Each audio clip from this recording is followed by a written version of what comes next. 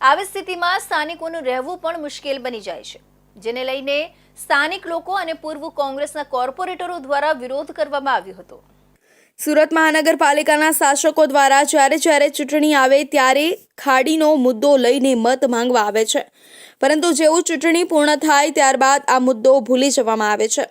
2017ની અંદર આ ખાડી પેક કરવા માટે સામાન્ય સભામાં ઠરાવ પસાર કરીને મંજૂરી આપવામાં આવેલી હતી, પણ હજુ સુધી આ ખાડી પેક કરાવવામાં આવી નથી, જેના કારણે ખાડીને આજુબાજુ અને કિનારે વસતા લોકોને ખૂબ ત્રાસ ભોગવવો પડે છે, કારણ કે આ ખાડીની અંદર કચરો પણ એટલો બધો ભેગો થાય છે। તે ઉપરાંત મચ્છરોનો ત્રાસ એટલો છે કે ખાડી કિનારાના લોકો અને કાયમ માટે દવાખાને જવાનું રહે છે। શાસકોને સદબુદ્ધિ આવે અને લોકોને પડતા ત્રાસમાંથી કાયમી મુક્તિ મળે તે માટે સુરત શહેર જિલ્લા કોંગ્રેસ સમિતિ દ્વારા ખાડી કિનારે મહિલાઓ દ્વારા બેનર લગાવી વિરોધ પ્રદર્શન કરવામાં આવ્યું હતું। બેનરની અંદર ઉલ્લેખ કરવામાં આવ્યો છે કે ભારતના વડાપ્રધાન નરેન્દ્ર મોદીનું સ્વચ્છ ભારત મિશન છે, જેને સુરત મહાનગરપાલિકામાં બેઠેલા ભાજપ શાસકો દ્વારા આગળ વધારવામાં નથી આવી રહ્યું।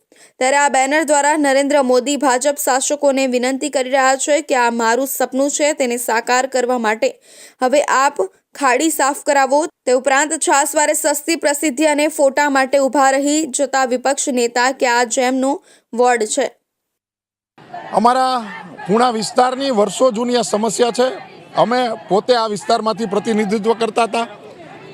560 કરોડ રૂપિયા જેવી માતબર રકમ અમે આ ખાડીને રીડેવલપમેન્ટ થાય, જેથી કરીને જે ખાડી વિસ્તારોની આજુબાજુમાં જે લોકો રહે છે એને કાયમી આ સમસ્યામાંથી મુક્તિ મળે, પણ એ ખાડીનું કામ રીડેવલપમેન્ટનું અધૂરું પડ્યું છે, આગળ કોઈ કામ ચાલતું નથી। અને અત્યારે આપણે ખાડી પર આવ્યા છીએ અને નરકાગાર સ્થિતિમાં આપણે જોઈ રહ્યા આજુબાજુમાં જે લોકો રહે છે રહેવું એના માટે અસહ્ય થઈ ગયું છે, અહીંયા રહી ન શકાય એવી અહીંયા પોઝિશન છે।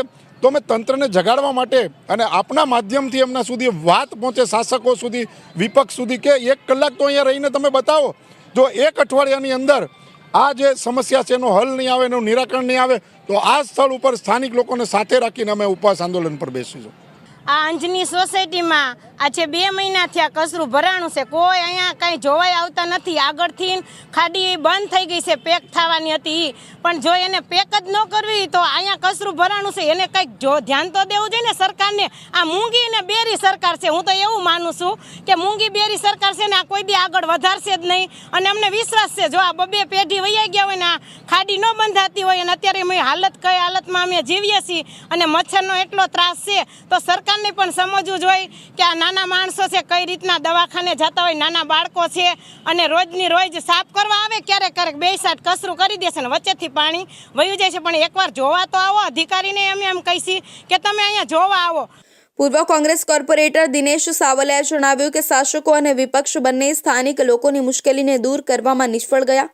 સ્થાનિક આમ આદમી પાર્ટીઓના કોર્પોરેટર પાયલબેન સાકરિયાને જણાવવાનું કે આપ દ્વારા આપનું ઝાડુ ચલાવો અને અમારી ખાડી સાફ કરાવો, કારણ કે અમારે આંગણે મચ્છરોનો ખૂબ ત્રાસ છે અને આ કાર્યક્રમ દ્વારા અમે મેયરને પૂછવા માંગીએ છીએ કે શું આવી રીતે સ્વચ્છતામાં નંબર 1 સુરત બનશે?